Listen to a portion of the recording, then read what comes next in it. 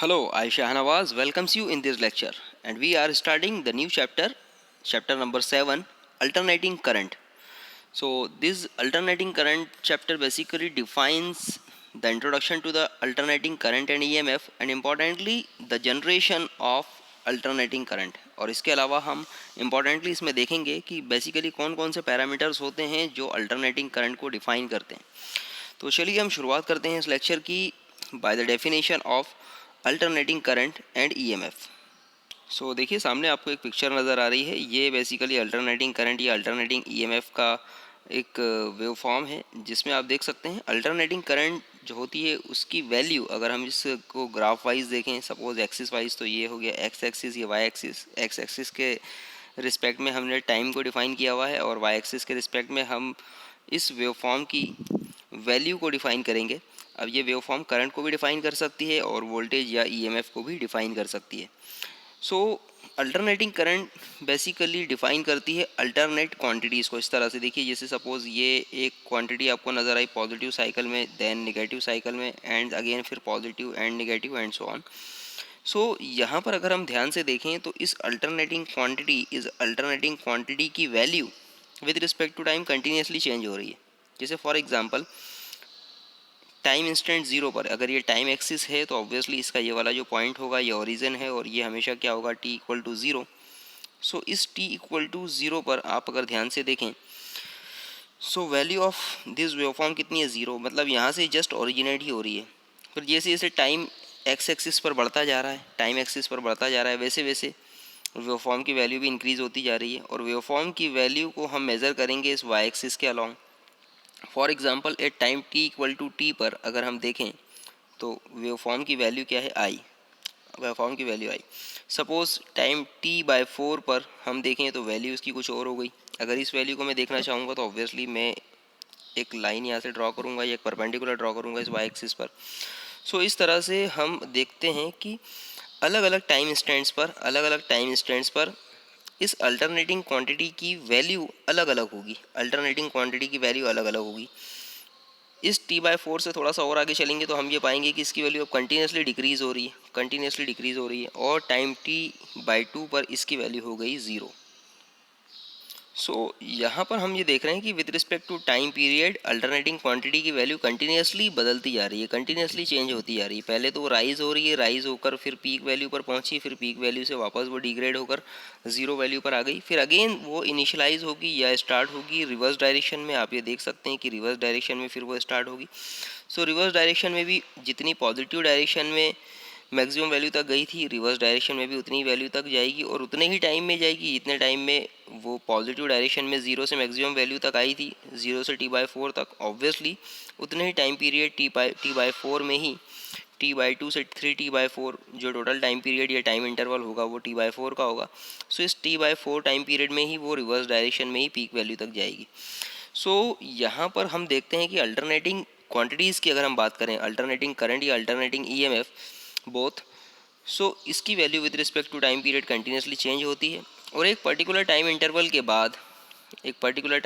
के बाद इनकी वैल्यूज़ रिपीट भी होती है. सपोज़ अगर मैं यहाँ पर देखूँ तो रिवर्स डायरेक्शन में भी वही वैल्यूज़ को रिपीट करने के बाद जब अगेन ये ज़ीरो हुआ तब अगेन ये क्वांटिटीज़ फिर से शुरू होगी पॉजिटिव डायरेक्शन में उसी तरह से जिस तरह से वो पहले, and then again zero, then again. तो इस तरह से अल्टरनेटिंग क्वांटिटीज़ जो है वो अपनी वैल्यूज़ को पीरियोडिकली एक पर्टिकुलर टाइम इंटरवल के बाद रिपीट करती रहती है. So electric current whose magnitude changes with the time and direction reverses periodically, है ना. Electric current whose magnitude changes with the time, हमने देखा इसका टाइम जो इसका मैग्नीट्यूड या इसकी value with respect to time period change हो रही है continuously. Then it reverses the direction periodically इसकी डायरेक्शन रिवर्स हो रही है. आप देख सकते हैं कि यहाँ पर एक पर्टिकुलर टाइम पीरियड के बाद इसकी डायरेक्शन रिवर्स हो गई, फिर अगेन एक पर्टिकुलर टाइम इंटरवल के बाद इसकी डायरेक्शन फिर से रिवर्स हो जाएगी, फिर एक पर्टिकुलर टाइम इंटरवल के बाद इसकी डायरेक्शन फिर से रिवर्स हो जाएगी. सो पीरियोडिकली इसकी डायरेक्शन जो है वो रिवर्स होती जाएगी. So this quantity is known as alternating current. ये अल्टरनेटिंग क्वांटिटीज़, अब अल्टरनेटिंग करंट में अल्टरनेटिंग क्वांटिटीज़ में अल्टरनेटिंग करंट भी हो सकता है और अल्टरनेटिंग ईएमएफ भी हो सकता है. अब यहाँ पर हमें दो तरह की वेवफॉर्म्स नज़र आ रही है. बेसिकली ये दो वेवफॉर्म्स आप देख सकते हैं. इन दोनों वेवफॉर्म्स में क्या फ़र्क नज़र आ रहा है हमें. पहली वाली वेव फॉर्म जो है वो ज़ीरो से जब स्टार्ट हो रही है तो उस वेव फॉर्म की वैल्यू भी ज़ीरो ही है, इट मीन्स कि इस करंट की वैल्यू भी ज़ीरो ही है। लेकिन यहाँ पर इस सेकंड वेव फॉर्म में अगर हम देखें तो टाइम इंस्टेंट ज़ीरो पर इस करंट की वैल्यू मैक्सिमम वैल्यू है, इसकी पीक वैल्यू है। सो बेसिकली यहाँ पर ये दो अलग अलग फंक्शंस को डिफाइन कर रही है, ये दोनों वेव फॉर्म दो अलग अलग फंक्शंस को डिफाइन कर रही है। So the electric main supply sends the current in the circuit which may be represented as a sine wave और cosine function of the time. ठीक, जो इलेक्ट्रिक करंट हमारे घर में आती है या फिर सप्लाई से जो हमें मिलती है, ठीक है, या फिर कोई भी अल्टरनेटिंग क्वांटिटीज़ जो है उसे हम दो तरह के ट्रिग्नोमेट्रिक फंक्शन से डिफाइन कर सकते हैं, या फिर वो दो तरह की पॉसिबिलिटीज़ होती है उनकी। तो first one is sine function and the another one is a cosine function. तो आप अगर देखें तो पहली वाली जो वेव फॉर्म है वो साइन फंक्शन को डिफाइन कर रही है, साइन फंक्शन को डिफाइन कर रही है। इस वेव फॉर्म की अगर हम इक्वेशन लिखना चाहें तो इस वेव फॉर्म की इक्वेशन दी जाएगी I is equals to I zero sine omega T. ये इक्वेशन हमें डिफाइन कर रही है I is a value of wave form या वैल्यू ऑफ द करंट एक पर्टिकुलर टाइम पीरियड, किस टाइम पीरियड पर टी, और वो टाइम पीरियड टी डिफाइन होगा यहाँ पर। I zero is a maximum value of this wave form, peak value या maximum value of this wave form हम देख सकते हैं वो ये होगी जो हमें T/4 पर मिल रही है।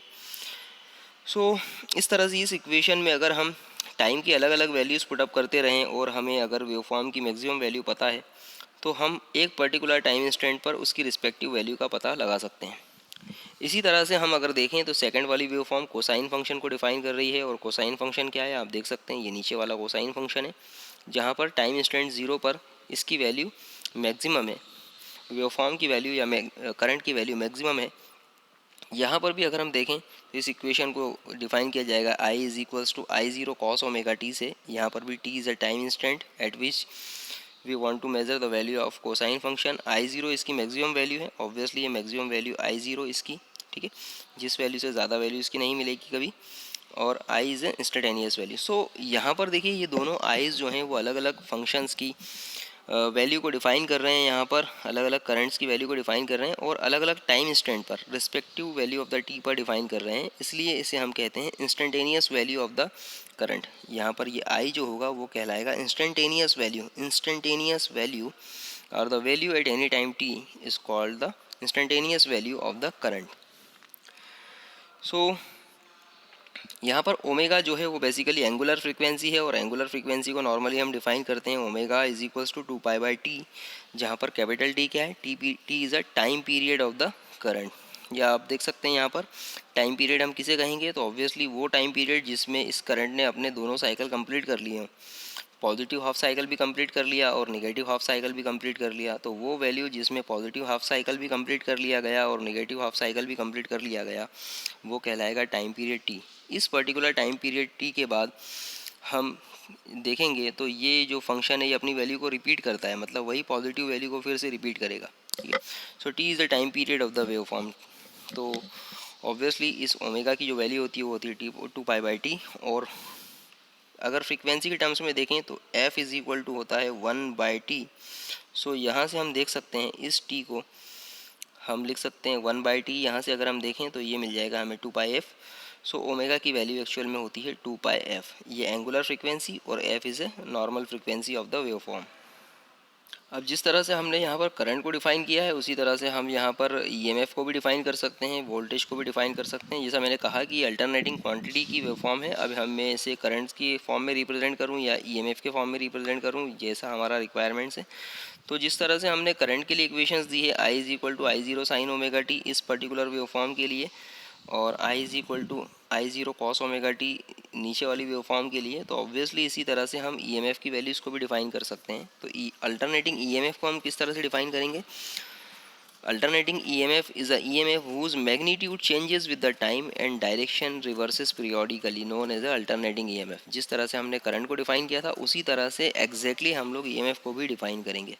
तो हम लिख सकते हैं ईएमएफ को हम नॉर्मली कैपिटल ई से रिप्रेजेंट करते हैं, और ये हो जाएगा E is equal to E zero sine omega T, ठीक है, for the first wave form E is equals to E zero sine omega T, और second wave form cosine function के लिए हो जाएगा E is equals to E zero cos omega T.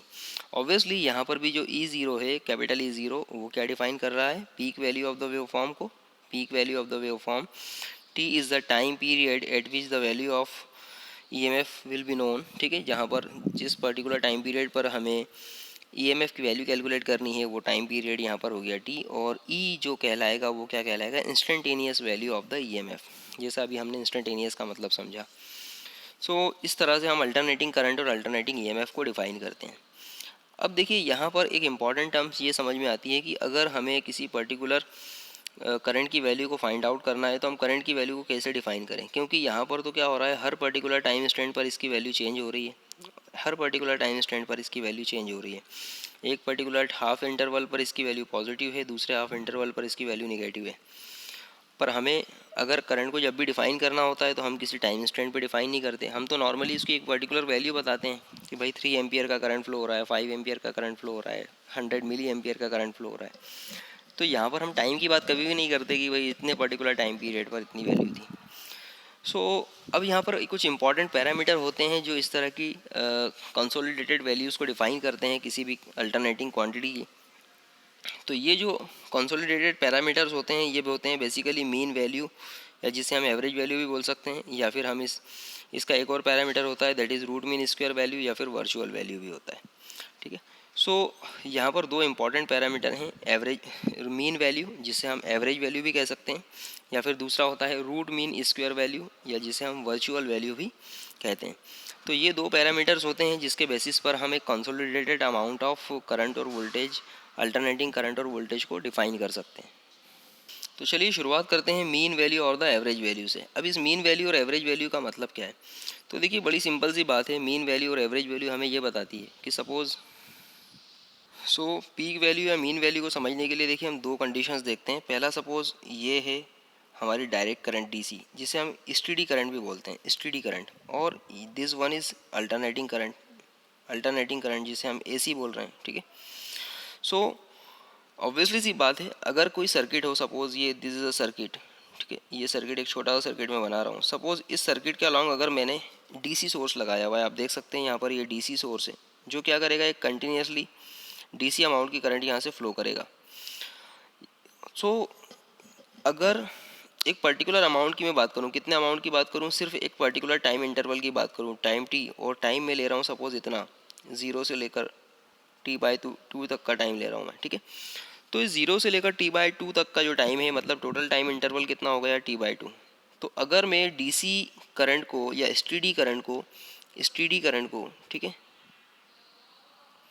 Steady current को time interval T/2 तक, time interval T/2 तक अगर इस पर्टिकुलर रजिस्टर से पास करूं, या किसी कंडक्टर से पास करूं, या किसी सर्किट से पास करूं, तो ये इस टाइम इंटरवल T/2 में जितने अमाउंट ऑफ चार्जेस को ट्रांसफ़र करेगा इस कंडक्टर से, ये जो डीसी सोर्स है ये एक डीसी करंट को यहाँ से फ्लो कर रहा है। ठीक है, और ये डीसी करंट एक particular time interval, suppose T/2 time interval में, ठीक है, टाइम T/2 टाइम इंटरवल में जितने नंबर ऑफ चार्जेस को ट्रांसफ़र करेगा एक एंड से दूसरे एंड तक, एक एंड से दूसरे एंड तक, ठीक है, उतने ही चार्ज अगर अल्टरनेटिंग करंट, अगर अल्टरनेटिंग करंट उतने ही टाइम इंटरवल में ट्रांसफ़र कर रही है, उतने ही चार्ज अगर alternating current T/2 time interval में एक पॉइंट से दूसरे पॉइंट तक ट्रांसफ़र कर रही है, सो ऑब्वियसली इस वैल्यू ऑफ करंट को, इस अल्टरनेटिंग करंट की इस वैल्यू को, कौन सी वैल्यू, वो वैल्यू जिसने उतने ही चार्ज ट्रांसफ़र किए हैं टाइम इंटरवल T/2 में जितने चार्ज ये डीसी करंट कर रही थी, ठीक है, स्टेडी वैल्यू करंट कर रही थी। ठीक है, तो इस अमाउंट ऑफ करंट को हम कहेंगे peak value, sorry mean value या average value of the alternating current, mean value और average value of the alternating current. So it is that steady current which when passed through the circuit for the half the time period it means वही time period T/2 जो अभी हमने consider किया हुआ है, of the alternating current sends the same amount of charge as it done by the alternating current in the same time through the same circuit. ठीक है, so normally हम alternating current को डिफाइन करते हैं I am से, या फिर I am क्या डिफाइन कर रहा है, mean value of the current, और आई ए क्या डिफाइन कर रहा है, average value of the current. So हम इसे आई एम से भी रिप्रेजेंट कर सकते हैं और आई ए से भी रिप्रेजेंट कर सकते हैं। अब देखिए एक रिलेशन होता है कि बेसिकली कि जो मीन वैल्यू होगी किसी भी करंट की वो बेसिकली कितनी होगी, अगर हम उसे पीक वैल्यू से मेज़र करना चाहें, क्योंकि किसी भी अल्टरनेटिंग करंट या अल्टरनेटिंग ईएमएफ की हम पीक वैल्यू समझते हैं, तो पीक वैल्यू हमें पता होती है, तो पीक वैल्यू से हम किस तरह से उसकी एवरेज वैल्यू को कैलकुलेट कर सकते हैं उसका एक ये छोटा सा डेरिवेशन है। सो देखिए अभी हमने जो अल्टरनेटिंग करंट का जो इक्वेशन देखी वो थी I is equal to I zero sine omega T. अभी जस्ट हमने जो वेवफॉर्म देखी थी उस वेवफॉर्म के रिस्पेक्ट में, इस वेवफॉर्म के रिस्पेक्ट में अल्टरनेटिंग करंट की जो इक्वेशन होगी वो होगी I equals to I zero sine omega T. अब सपोज हमें पता है कि जो करंट होता है दैट इज़ क्या होता है, ट्रांसफ़र ऑफ चार्जेस या rate of flow of charges. I को हमेशा हम रिप्रेजेंट करते हैं I is equals to D Q by D T, मतलब एक small time interval D T में कितने अमाउंट ऑफ चार्जेस ट्रांसफ़र हुए हैं उसे ही हम बेसिकली करंट कहते हैं। सो इस तरह से हम कह सकते हैं यहाँ पर कि डी क्यू क्या होगा, डी क्यू होगा आई इंटू डी टी। इस तरह से D Q is equals to क्या हुआ, आई इंटू डी टी। इस इक्वेशन से हमें ये पता चलता है। So D Q is basically क्या है, स्मॉल अमाउंट ऑफ चार्जेस, है ना। The alternating current continuously changes with the time, suppose that the current through the circuit remains constant for the infinitesimally small time D T, है ना। Suppose एक infinitesimally या very small time period D T में suppose जो current की value है वो बहुत बिल्कुल कांस्टेंट है, थोड़ी देर के लिए हमने मान लिया किस तरह से बिल्कुल कांस्टेंट है। So the small amount of charges that will pass through the circuit in the time D T will be given by D Q is equals to I into D T. कैसे आया मैंने अभी just आपको बताया। यहाँ से आई की जो वैल्यू है वो अभी हमने देखी, I is equal to I zero sine omega T. We can put here the value of I, D Q is equals to I zero sine omega T and D T. So finally एक equation आ गई हमारे पास, the number of charges transferred through the circuit in the infinitesimally time D T. अब let us consider, हम half cycle की अगर बात करें कि सपोज हाफ साइकिल में कितने नंबर ऑफ चार्जेस ट्रांसफ़र होंगे।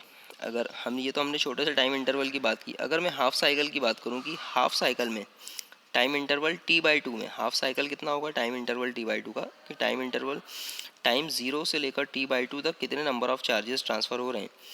सो हम क्या कर सकते हैं, इस पर्टिकुलर इक्वेशन का इंटीग्रेशन कर सकते हैं। इस पर्टिकुलर इक्वेशन का क्या करें, हम इंटीग्रेशन कर दें इस तरह से, ज़ीरो से लेकर टी बाई टू तक, ज़ीरो से लेकर टी बाई टू तक, ठीक है। सो हम वही करने वाले हैं। अब देखिए हमने क्या किया, उस इक्वेशन का इंटीग्रेशन किया। तो देखिए यहाँ पर डी क्यू था, डी क्यू का हमने इंटीग्रेशन किया ज़ीरो से लेकर टी बाई टू तक, ठीक है। तो अभी हमने इसे कहा जब हम इंटीग्रेशन करेंगे डी क्यू का तो ये हो जाएगा क्यू, ठीक है, ये हो जाएगा क्यू। ऑब्वियसली हमें पता है डिफ्रेंसिएशन का हम इंटीग्रेशन करें तो हमें वही क्वांटिटी मिलती है।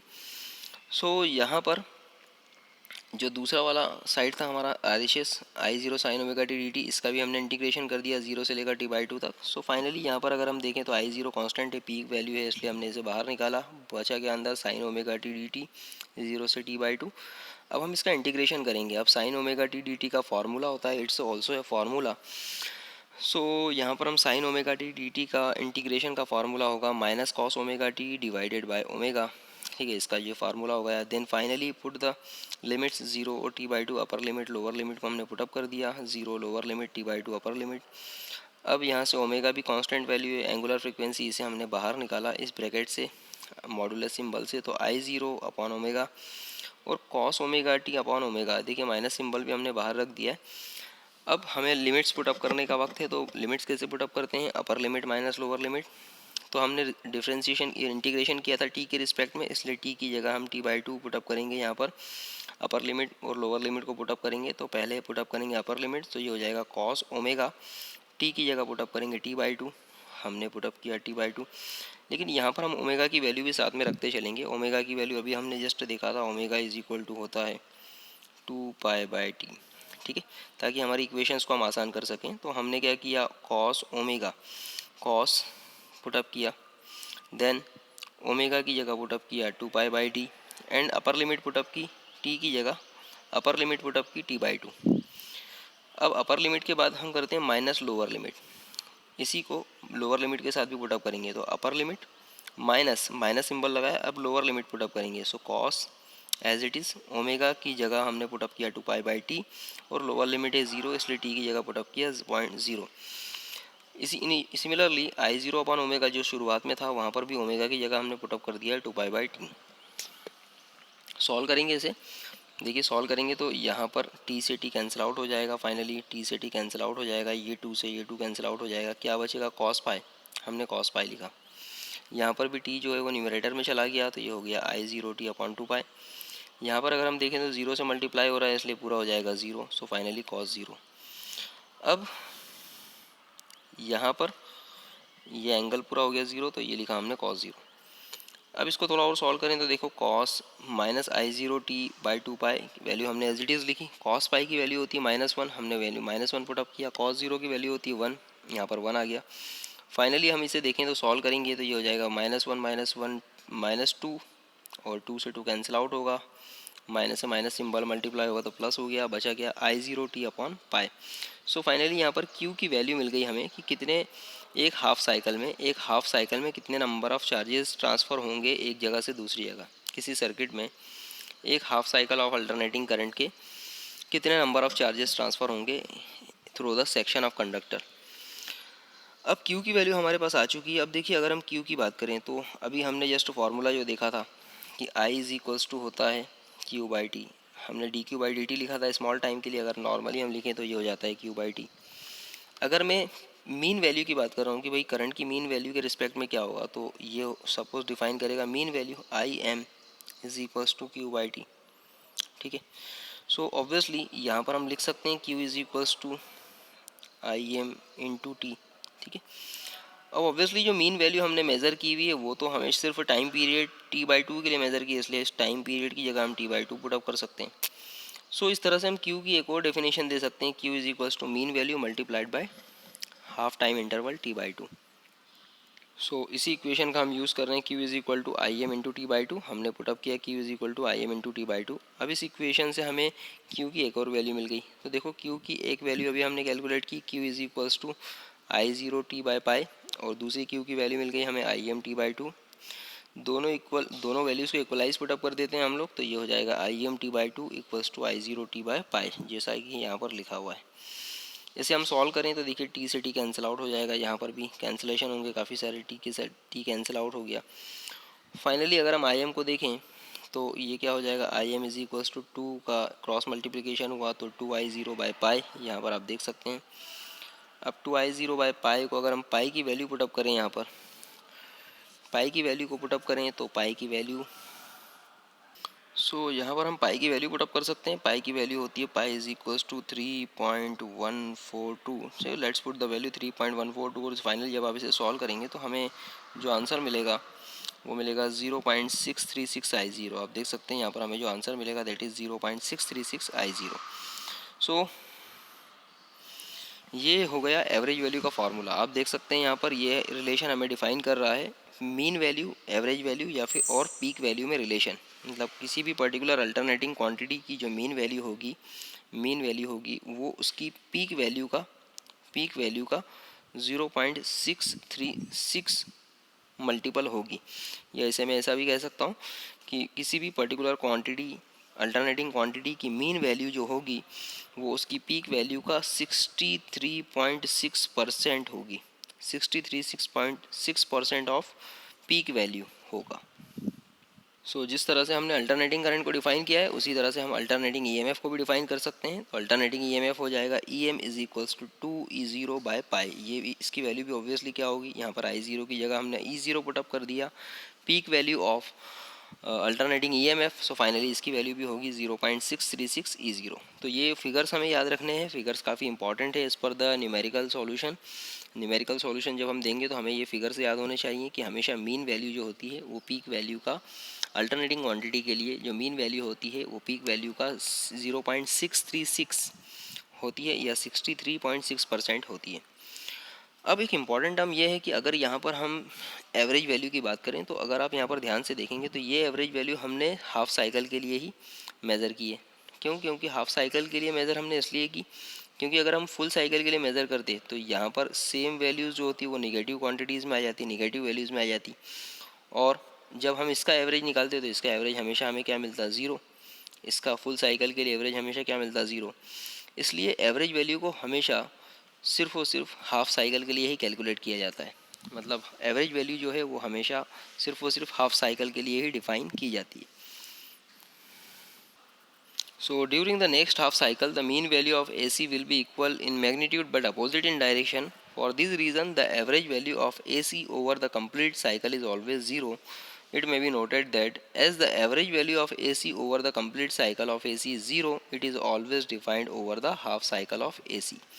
ठीक है. सो इसके बाद एक और इम्पॉर्टेंट पैरामीटर आता है, that is root mean square value. इसको आरएमएस वैल्यू भी कहा जाता है. R stands for root, M stands for mean और S stands for square. Root mean square value. अभी रूट मीन स्क्वायर वैल्यू क्या होती है, देखिए बड़ी सिंपल सी बात है. जैसा अभी हमने देखा कि जो पीक वैल्यू है वो सिर्फ और सिर्फ हम हाफ साइकिल के लिए ही डिफाइन कर सकते हैं. तब हमारे पास एक और ऐसी इंपॉर्टेंट क्वांटिटी आ जाती है रूट मीन स्क्वायर वैल्यू, जिसे हम किसी भी अल्टरनेटिंग क्वांटिटी की फुल साइकिल के लिए भी डिफाइन कर सकते हैं. ठीक है, जिसे हम फुल साइकिल के लिए भी डिफाइन कर सकते हैं. सो ये फुल साइकिल के लिए डिफाइन जो हम वैल्यू कर रहे हैं इसकी, ठीक है, ऑब्वियसली इसका कैलकुलेशन हम सबसे पहले हाफ साइकिल के लिए ही करेंगे और देन हम ऑलरेडी इस इक्वेशन को हम लोग फुल साइकिल के लिए भी डिफाइन कर पाएंगे. इस आरएमएस वैल्यू को वर्चुअल वैल्यू भी कहा जाता है, वर्चुअल वैल्यू. अब चलिए हम अल्टरनेटिंग करंट, अब हम आरएमएस वैल्यू को भी समझते हैं कि आरएमएस वैल्यू एक्चुअल में क्या डिफाइन करती है. तो देखिए सपोज अगर हम किसी सर्किट की बात करें, किसी सर्किट की जिस तरह से हमने एवरेज वैल्यू को समझा था उसी तरह से हम समझ रहे हैं यहाँ पर. सपोज ये कोई सर्किट है. इस सर्किट पर सपोज अगर मैंने कोई अल्टरनेटिंग सोर्स लगा दिया है. अल्टरनेटिंग सोर्स लगाने के बाद मैंने एक टाइम इंटरवल लिया. सपोज यहाँ पर भी मैं हाइट हाफ टाइम इंटरवल ले रहा हूँ t/2. तो suppose half time interval t/2 में जब यहाँ से करंट फ्लो हो रही थी, ठीक है, वो अल्टरन एसी करंट थी, आई एसी. तो आई एसी जब इस रजिस्टर से पास होगी तो यहाँ से क्या होगा, एक हीट जनरेट होगी. हीट जनरेट होगी जिसे मैं हीट ऑफ एसी बोल देता हूँ. ठीक है, तो अल्टरनेटिंग करंट की वजह से यहाँ से जो हीट प्रोड्यूस हुई है, कितने टाइम इंटरवल के लिए, एक t/2 इंटरवल के लिए. ठीक है, उस हीट का जो अमाउंट है, उस हीट का अमाउंट, ठीक है, वो हीट का अमाउंट अगर यहाँ पर कोई डीसी करंट प्रोड्यूस कर दे. अब इस एसी को हटाकर मैं यहाँ पर अगर कोई डीसी वैल्यू लगा दूँ, ठीक है, कोई डीसी करंट का सोर्स यहाँ पर लगा देता हूँ मैं. सो क्या होगा, ठीक है. अब इस केस में यहाँ पर ये जो करंट फ्लो हो रही है डीसी, ठीक, तो अगर यहाँ से अब जो करंट की वैल्यू फ्लो हो रही है डीसी, अगर वो same amount of heat produce कर दे, अगर वो same amount of heat produce कर दे, इतनी वैल्यू ऑफ डीसी, डीसी की वो वैल्यू जो उतना हीट का अमाउंट प्रोड्यूस कर दे यहाँ से फ्लो होते वक्त जितना कि एसी ने किया था for the same time interval t/2. So obviously ये जो डीसी वैल्यू होगी या एडीसी वैल्यू होगी, इसे ही हम क्या कहेंगे, इसकी आरएमएस वैल्यू, एसी की आरएमएस वैल्यू या virtual value. So we can say that if the steady current which when passed through the resistance for the given time will produce the same amount of heat, if the steady current which when passed through the resistance for the given amount of time will produce the same amount of heat as the alternating current does it in the same resistance in the same time, है ना, बिल्कुल उतना ही जितना alternating current उसी particular circuit से same time के लिए अगर फ्लो होती तो जितना हीट प्रोड्यूस करती उतना हीट अगर कोई डीसी करंट फ्लो कर रही है या स्टेडी करंट जनरेट कर रही है सपोज, तो वो डीसी करंट की वैल्यू किसके इक्वल हो जाएगी, उस अल्टरनेटिंग करंट की आरएमएस वैल्यू के इक्वल. तो नॉर्मली आरएमएस वैल्यू को हम डिफाइन करते हैं आईआरएमएस या इसे वर्चुअल वैल्यू भी कहते हैं, इसलिए इसे हम वर्चुअल आईवी से भी रिप्रेजेंट कर सकते हैं. अब आरएमएस वैल्यू और पीक वैल्यू के बीच में भी एक रिलेशन इस्टेब्लिश किया जा सकता है. इट मीन्स कि अगर हमें किसी particular alternating quantity, alternating current और अल्टरनेटिंग ईएफ में से किसी की पीक वैल्यू अगर पता हो तो उस पीक वैल्यू की मदद से हम किस तरह से किसी पर्टिकुलर अल्टरनेटिंग क्वांटिटी की आरएमएस वैल्यू पता कर सकें. तो इसके लिए भी एक छोटा सा डेरिवेशन है. तो देखिए अभी हमने जो कंसिडरेशन लिया था कि सपोज़ जो आई इज इक्वल्स टू होता है आई जीरो साइन ओमेगा टी, उस जो हमने वेवफॉर्म कंसिडर की है साइन वेवफॉर्म, उसकी इक्वेशन होती है I is equal to I zero sine omega T.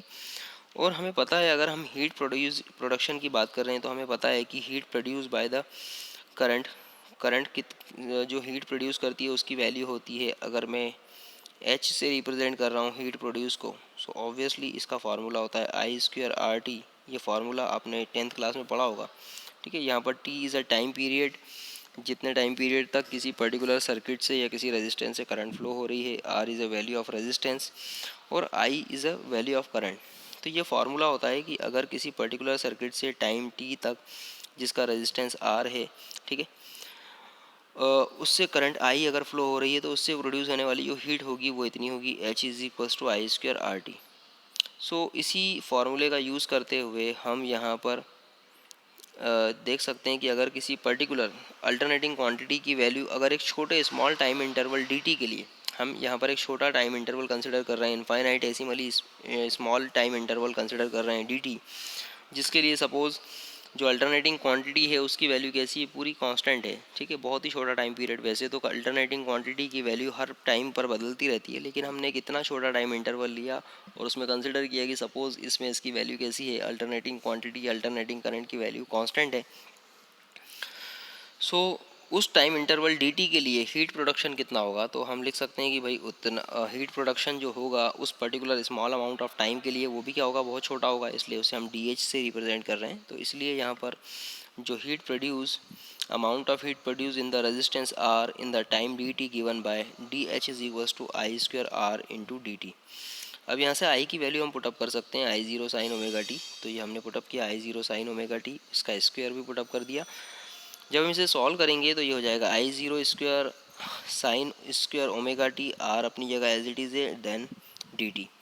ये फाइनली हमारे पास heat produced by the alternating current in the infinitesimally small time interval D T equation हमें शो कर रहा है। अब इसके बाद अगर हम बात करें सो कि time interval half time interval में कितना हीट प्रोड्यूस होगा, तो हमें क्या करना होगा, इस इक्वेशन का इंटीग्रेशन कर दें हम कि भाई इनफाइनाइटेसिमली स्मॉल टाइम इंटरवल dt में इतना हीट प्रोड्यूस हो रहा है, तो टाइम इंटरवल t/2 में कितना हीट प्रोड्यूस होगा। तो हम क्या करें, इस छोटी क्वांटिटी का इंटीग्रेशन कर दें, इसका इंटीग्रेशन कर दें।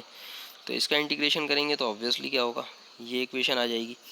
सो डी का इंटीग्रेशन करेंगे तो हमें क्या मिलेगा, h total heat produce in the time interval t/2, और जो सेकंड आर एच एस है that is R H S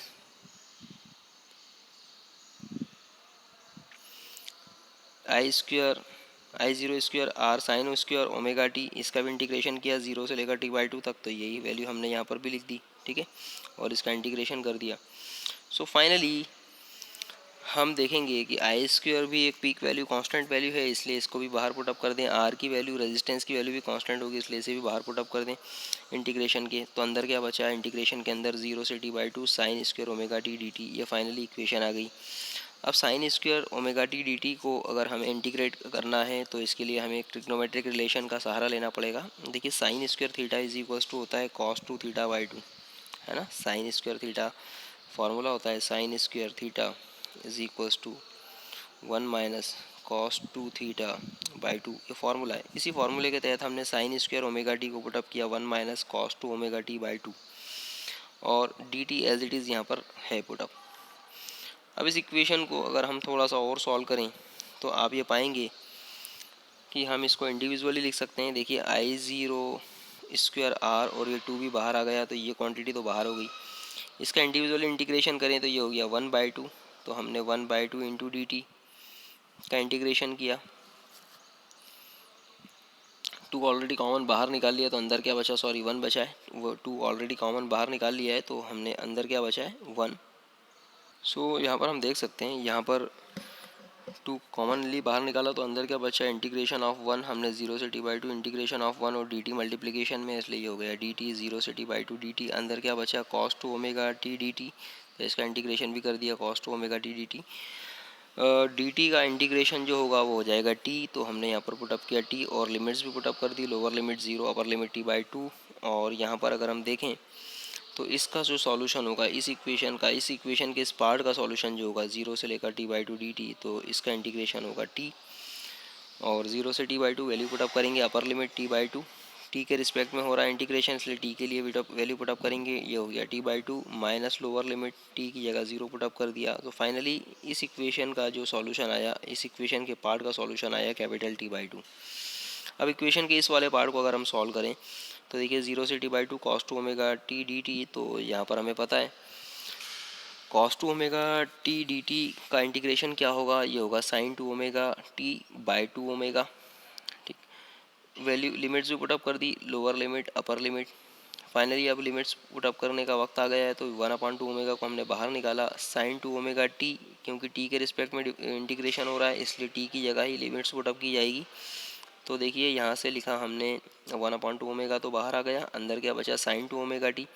upper limit put up करेंगे तो साइन 2, ठीक है, ओमेगा की जगह भी हमने पुटअप किया 2 पाई/टी और जैसा पहले किया था, और टी की जगह पुटअप की हमने अपर लिमिट t/2 माइनस अपर लिमिट पुटअप करने के बाद माइनस सिंबल लगाकर लोअर लिमिट पुटअप करते हैं, तो माइनस सिंबल लगाया, देन साइन 2 पुटअप किया, ओमेगा की जगह 2 पाई/टी और स्मॉल टी की जगह 0 हमने पुटअप किया। फाइनली ये इक्वेशन हमारे पास आ गई,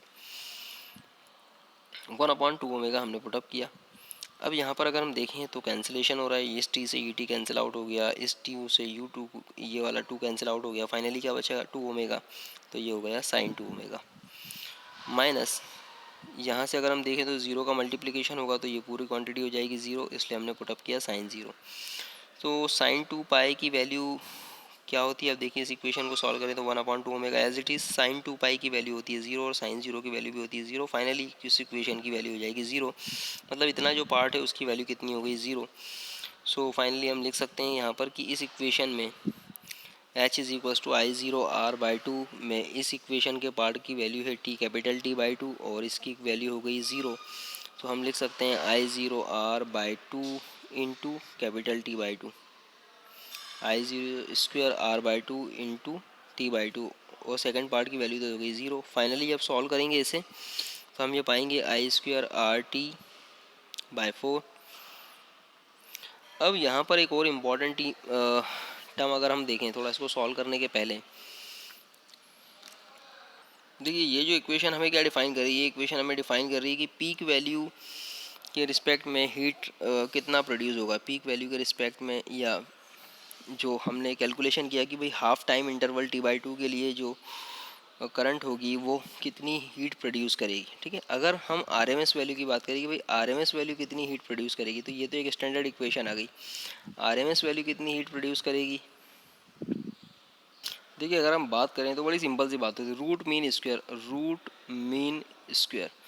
मतलब अगर मैं बात कर रहा हूँ किसी साइनसोइडल साइकिल की, बड़ी सिंपल समझने वाली बात है, तो यहाँ पर 2 साइकिल होंगे उसके, पहला पॉजिटिव साइकिल दूसरा नेगेटिव साइकिल। ऑब्वियसली इस पॉजिटिव साइकिल की वैल्यू भी I0, इस नेगेटिव साइकिल की वैल्यू हो गई -I0। ठीक है, पीक वैल्यू। अब यहाँ पर मुझे अगर इसका रूट मीन स्क्वायर वैल्यू निकालनी है ना, तो रूट मीन स्क्वायर का वैल्यू मतलब है मैं स्क्वायर वैल्यू लूँ इन दो वैल्यू I0 और -I0, ये दो वैल्यूज़ हैं मेरे पास, दो पीक वैल्यूज़, इनकी रूट मीन स्क्वायर वैल्यू मुझे निकालनी है। तो तरीका क्या होगा, मैं इनकी स्क्वायर वैल्यू कंसिडर करूँ, स्क्वायर वैल्यू कंसिडर करने के बाद मैं इनका मीन लूँ। तो मीन लेने का तरीका क्या होगा, दोनों को ऐड करके दो नंबर ऑफ क्वांटिटी से डिवाइड कर दिया जाए और फिर इसका रूट ले लूँ, मतलब पहले स्क्वायर लिया देन मीन लिया देन अब इनका रूट ले लूँ कंपेंसेट करने के लिए, क्योंकि स्क्वायर वैल्यू का हम लोग एवरेज ले रहे हैं इसलिए उसको कंपेंसेट करने के लिए यहाँ पर रूट ले लिया। तो फाइनली जब हम इसे सॉल्व करेंगे तो देखिए क्या मिलेगा, I0² ये भी हो जाएगा प्लस I0², कितना हो गया 2I0²। फाइनली मैं इसको लिख दूँ 2I0²,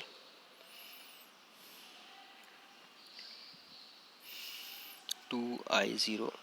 ठीक है, 2 से 2 कैंसिल आउट हुआ, क्या बचा, sorry this 2 is not in the square root, square root सिर्फ न्यूमरेटर तक रहेगा। ठीक है, सॉरी फॉर योर इनकन्वीनियंस। तो यहाँ पर ये फाइनली मैं इसको फिर से लिख रहा हूँ।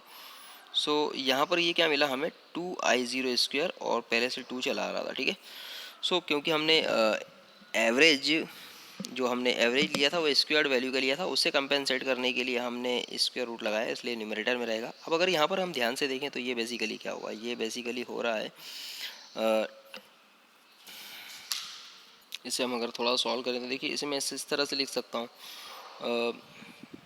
√2 और I0² डिवाइडेड बाई 2। अब यहाँ पर अगर हम इसे सॉल्व करते हैं तो देखिए ये तो हो गया पूरा I0² का रूट, इट मीन्स ये तो हो गया I0, और अगर हम देखें तो यहाँ पर √2 से ये जब होगा कैंसिल आउट तो यहाँ पर भी क्या बचेगा √2। सो फाइनली हमारे पास जो इक्वेशन आ गई वो ये आ गई I0/√2। ठीक है, और ये I0/√2 हमें क्या डिफाइन कर रहा है, I0/√2 हमें डिफाइन कर रहा है RMS वैल्यू, RMS वैल्यू, या इसे हम आई वर्चुअल वैल्यू भी बोल रहे हैं। सो यहाँ से हमें एक इक्वेशन मिल जाती है आई वर्चुअल वैल्यू RMS वैल्यू की। तो देखिए यहाँ पर हम वैल्यू पुटअप कर सकते हैं। अगर हम देखें यहाँ पर, सो I0/√2 को अगर हम यहाँ पर देखें तो यहाँ से ये जो हीट प्रोड्यूस्ड, अगर RMS वैल्यू को मैं RMS वैल्यू के लिए अगर मैं लिखूँ तो ऑब्वियसली I0² बाई टू, क्योंकि मुझे पता है, देखिए IRMS की वैल्यू कितनी होती है, IRMS की वैल्यू होती है I0/√2। तो ऑब्वियसली स्क्वायर की वैल्यू कितनी हो जाएगी, ऑब्वियसली इसका स्क्वायर करूँगा, इसे इसका स्क्वायर करूँगा तो ये तो हो जाएगा 2। सो फाइनली IRMS² या आई वर्चुअल स्क्वायर की वैल्यू होती है I0/2। तो फाइनली हम यहाँ पर देख सकते हैं कि इसकी जगह मैं IV² भी पुटअप कर सकता हूँ। सो फाइनली हम देख सकते हैं यहाँ पर कि H की एक स्पेसिफिक वैल्यू भी हमारे पास RMS वैल्यू के टर्म्स में आ गई। ठीक है, अब देखिए ये इक्वेशन दोनों कैसी इक्वलाइज इक्वेशन है, H को डिफाइन करी, इसलिए इन दोनों इक्वेशंस को हम इक्वलाइज पुटअप कर सकते हैं। तो क्या किया हमने, I²R/2 इंटू R/T/2 के इक्वल पुटअप कर दिया IV²R इंटू T/2 को। इस तरह से देखिए यहाँ पर ही हमने इक्वलाइज पुटअप कर दिया। अब यहाँ पर क्या होगा, आप देख सकते हैं R से R कैंसिल आउट हो जाएगा, T/2 से T/2 कैंसिल आउट हो जाएगा, बचेगा क्या, IV²= I²/2। बिल्कुल वही चीज़ जो अभी हमने जस्ट डिफाइन की थी, वही की वही चीज़ यहाँ पर आ गई। देखिए फिर से प्रूफ हो चुकी है, IV²= I0²/2। यहाँ पर अगर हम इसको सॉल्व करें तो देखिए आप पाएंगे IV की वैल्यू को अगर मैं देखूँ तो ये हो जाएगा I0/√2, और √2 को अगर हम और सिंप्लीफाई करके लिखें तो ये हमें देता है IV = 0.707 इंटू I0। सो यहाँ से हमें ये डिफाइन हो रहा है कि जो वर्चुअल वैल्यू होती है या फिर RMS वैल्यू होती है किसी भी पर्टिकुलर अल्टरनेटिंग क्वांटिटी की, वो पीक वैल्यू का 0.707 टाइम्स होती है, या फिर ऐसा भी हम कह सकते हैं कि पीक वैल्यू का 70.7% off peak value, 70.7% off peak value, 70.7% off peak value, ठीक है, ऑफ पीक वैल्यू क्या होगा, वर्चुअल वैल्यू या RMS वैल्यू होगा। सो ये तो हो गई बात करंट की। इसी तरह से हम EMF के लिए भी डिफाइन कर सकते हैं। तो EMF के लिए क्या होगा, वर्चुअल EMF या RMS EMF EV से डिफाइन होगा, = I0 की जगह पुटअप करेंगे हम E0, और ये हो गया /√2 = 0.707 E0। तो इस तरह से हमने अल्टरनेटिंग क्वांटिटी के में दोनों क्वांटिटीज़ जो है, अल्टरनेटिंग करंट और अल्टरनेटिंग EMF दोनों के लिए वर्चुअल या RMS वैल्यू को डिफाइन कर दिया। अब देखिए एक important term, the RMS value और the virtual value of the AC is same even for the complete cycle of the AC। जैसा मैंने कहा था कि RMS वैल्यू या वर्चुअल वैल्यू कंप्लीट साइकिल के लिए भी हम लोग डिफाइन कर सकते हैं, और वो बिल्कुल सेम यही होगी जो यहाँ पर डिफाइन हो रही है, जो हमने कैलकुलेट किया है हाफ साइकिल से।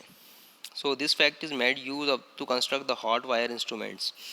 जो ऐसे इंस्ट्रूमेंट जो करंट की हीटिंग इफेक्ट को प्रोड्यूस करते हैं, या फिर जिनमें करंट की हीटिंग इफेक्ट को यूज़ किया जाता है, वहाँ पर उन्हें बनाने के लिए हम लोग नॉर्मली करंट की RMS वैल्यू या EMF की RMS वैल्यू का ही यूज़ करते हैं। तो such ammeter and volt meter record virtual values of alternating current and voltages respectively. तो इसलिए जो हमारे एम्पियर मीटर और करंट वोल्ट मीटर जो होते हैं, जो EMF और करंट को मेज़र करते हैं, एम्पियर मीटर करंट को मेज़र करता है, वोल्ट मीटर EMF को मेज़र करता है। तो ऑब्वियसली ये जो वैल्यू हमें शो करते हैं, ये ऑब्वियसली जो वैल्यू होती है वो RMS वैल्यू ही होती है। इट मीन्स कि हमें हमारे जो भी मीटर्स पर जो वैल्यू नज़र आ रही होती है वो एक्चुअल में RMS वैल्यू या वर्चुअल वैल्यूज़ होती है। देखिए इसी से रिलेटेड एक छोटा सा न्यूमेरिकल है, हम देखते हैं यहाँ पर क्या बता रहा है numerical. The electric mains in the house are mark two 20 volt. देखो कि यहाँ पर वही चीज़ डिफाइन हो रही है कि घर में जो इलेक्ट्रिक मेन्स आ रहा है वो हाउस में 220 वोल्ट मार्क हो रहा है। इसको एक्चुअली 200 वोल्ट कर लीजिएगा, थोड़ा सा मिसप्रिंट है, तो इसे हम कंसिडर करेंगे 200 वोल्ट्स। ठीक है, 200 वोल्ट्स। सो जो हमारे घर में जो मार्क हो रहा है कि सपोज़ कितना वोल्टेज अभी अवेलेबल है, वो हमें मीटर पर नज़र आ रहा है 200 वोल्ट, और सपोज़ जो करंट सप्लाई आ रही है सपोज़ वो कितना हो रहा है 50 हर्ट्ज़ का है। ठीक है, so right down the equation for the instantaneous voltage. Instantaneous voltage की वैल्यू हमें पता करना है। तो इंस्टेंटेनियस वैल्यू क्या होगी, ऑब्वियसली होगी E = E0 sign omega T. ये फार्मूला है इंस्टेंटेनियस EMF का या वोल्टेज का, E = E0 sign omega T. यहाँ पर E0 क्या है, E0 बेसिकली यहाँ पर है पीक वैल्यू, ई ज़ीरो की वैल्यू होती है पीक वैल्यू। तो ई ज़ीरो और आर एम एस वैल्यू अभी हमें जो दी हुई है वो आर एम एस वैल्यू, क्यों? क्योंकि यहाँ पर इतनी मार्क हो रही है, मतलब इतनी कोई मीटर शो कर रहा है। ऑब्वियसली मैंने जैसे कहा कि मीटर जो शो करते हैं वो R M S value show करते हैं, तो इसे हम 200 वोल्ट मान रहे हैं फ़िलहाल, ठीक है। सो यहाँ पर हमें रिलेशन पता है, E V is equals to क्या होगा, E zero by root two. तो यहाँ से ई ज़ीरो की वैल्यू क्या हो जाएगी, ई वी रूट टू, हम पुटअप कर सकते हैं E V into root two. So यही पुटअप किया हमने, ई ज़ीरो की जगह पुटअप किया रूट टू ई वी की वैल्यू 200 वोल्ट ऑलरेडी दी हुई है, हमने रूट टू पुटअप किया। देन साइन ओमेगा टी, तो ओमेगा की जगह पुटअप किया 2 pi F frequency already 50 hertz दी हुई है, 50 पुटअप की, एफ की जगह time T as it is है। सो फाइनली इंस्टेंटेनियस वैल्यू हमें यहाँ पर मिल गई 200 root two sign 100 pi T.